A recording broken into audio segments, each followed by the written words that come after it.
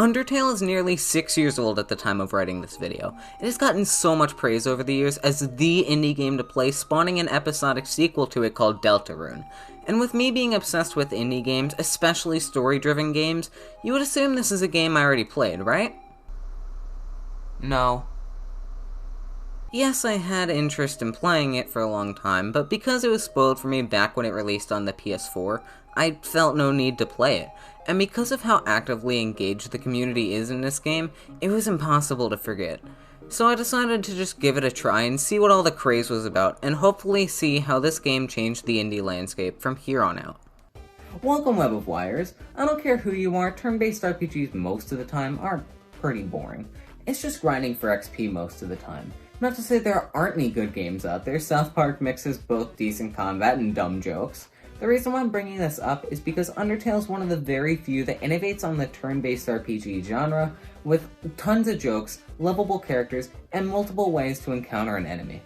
Undertale does something special with its combat. Instead of sitting back and watching an animation of your guy getting hit, there is a legitimate skill to these turn-based encounters. You have to dodge incoming attacks in different maze-like scenarios. Not to say there isn't strategy in turn-based games, it's just that Undertale is one of the very few that involves skill and strategy. Not to mention the 3 ways to approach each enemy. It's always a puzzle seeing how to take the route that hurts the least amount of people or finding ways to weaken the opponent.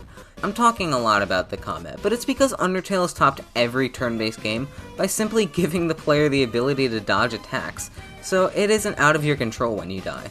Although towards the end of the game, I will say there might be some balancing issues because roughly half my playthrough was on the 2 final bosses, not including the very last boss.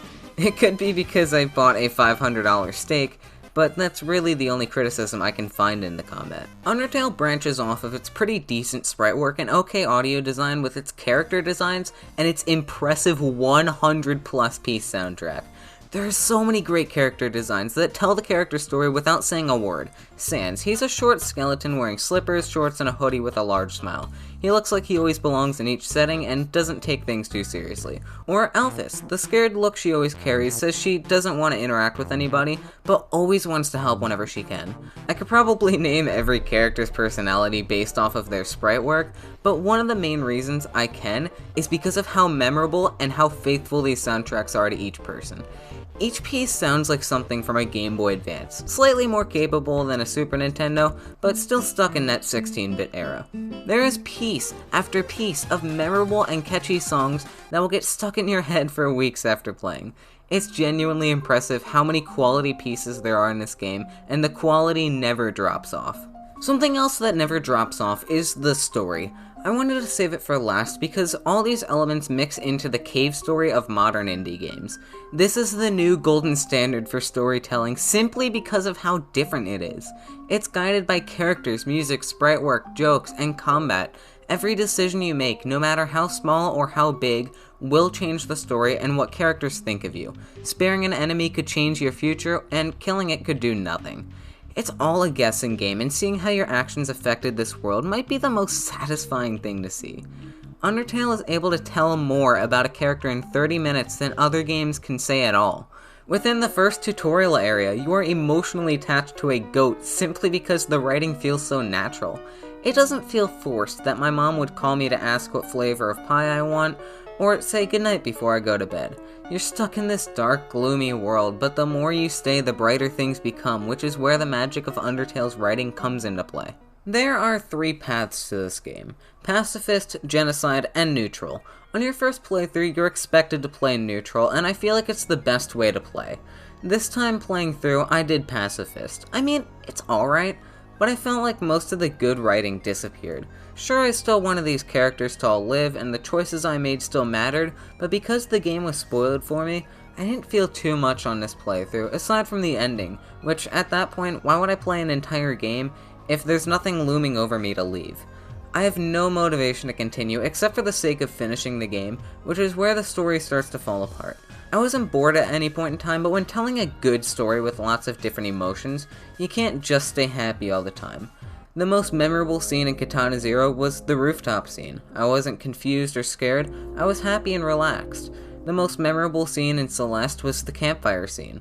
No longer was I feeling anxiety that they purposely threw at you, but I felt warm and cozy and got to learn more about who Madeline and Theo were. The most memorable scenes in Spiritfire are the ones that involve the characters' deaths. It's a generally happy game, but this overwhelming amount of sadness looms over you as you say goodbye to these characters you grew to know. If you're seeing a pattern, it's because there is one, and I feel like the Pacifist and Genocide don't ride on that perfect in-between that the Neutral run has. Obviously, I wouldn't have mentioned the storytelling if it wasn't something I thought should be mentioned. Since its release, it has influenced the indie market in ways I can't begin to describe. Ever since Undertale's released, so many indie titles have risen up, especially in the past couple years, and their golden standard is the game called Undertale. I feel like if Katana Zero or Hollow Knight were released before Undertale's announcement, then they wouldn't have stories, and if they did, even more shallow than before. Turn-based games also have a new height to reach with how fun the combat is and how many ways there are to tackle it. You're going to have to solve puzzles mid-combat in order to beat the fights, which can be some of the most fun you'll get out of the game. Undertale is an emotional roller coaster if you're playing through it the first time. It's such a radically different game that takes heavy inspiration from the games before it. Although the game itself can be a bit annoying at times, and depending on the path you take, the story can be a little less engaging than something else.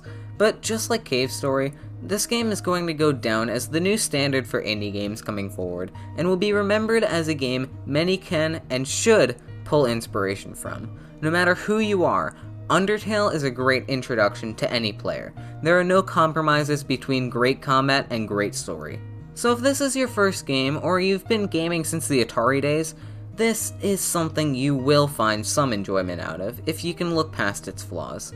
There isn't much depth to the game, outside of just the basics to making a game, but in this case, that's a good thing.